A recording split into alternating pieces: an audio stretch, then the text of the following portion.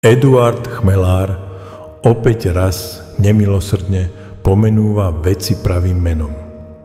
Bez servítky, bez pokrytectva, za to s ostrým pohľadom na rozpad európskej ľavice a ideologické zlyhania Smeru SD.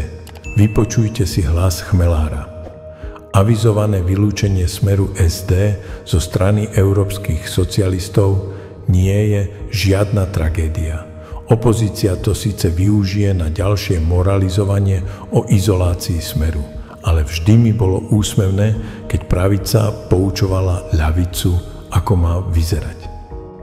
Platí to aj o prejave švédskej europoslankyne Abir al-Sahlani, o ktorej médiá zabudli povedať, že je liberálka a fanúšička progresívneho Slovenska. Jej kritika Smeru je preto len bežná politická prestrelka. Sociálna demokracia v Európe je v hlbokej kríze. Nepomôže ani vyratúvanie, v koľkých krajinách vládla aj v Nemecku a výsledok bol skôr katastrofálny. Dnes už neponúka nové myšlienky, staré o krotení kapitalizmu sú na smiech. Sama strana európskych socialistov je zmes rozličných postojov, ktoré už nespája hodnotová blízkosť, ale čisto mocenské záujmy. Robert Fico mi raz povedal, že ho nikdy nepodržali. A to hovorí za všetko. Argument, že bez frakcie nič v Európskom parlamente nepresadíte, je len progresívne mudrovanie.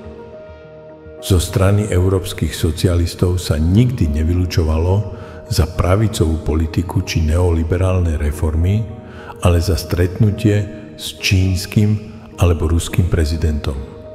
Ich hodnoty sa nelíšia od progresívcov a liberálov.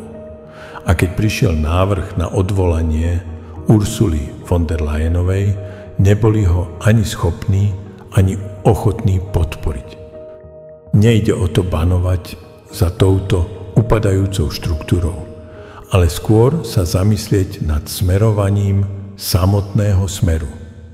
Ak sa aj v jeho radoch objavujú hlasy o spojení s frakciou Orbána, Wildersa či Le Penovej, je to len dôkaz ideologickej dezorientácie.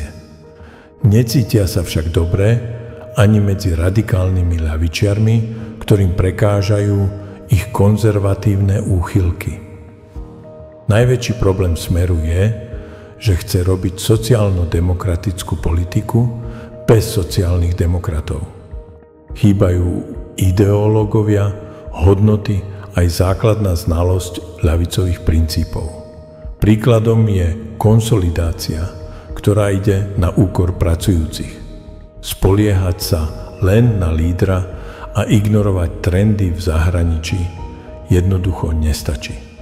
Politika sa ťa týka, či chceš alebo nie. Tak prestaň len pozerať a začni konať. Napíš komentár, povedz svoj názor, daj odber, hneď teraz. A nezabudni kliknúť na zvonček. Odoberaj, sleduj, zdieľaj. Toto je realita, toto je Slovensko.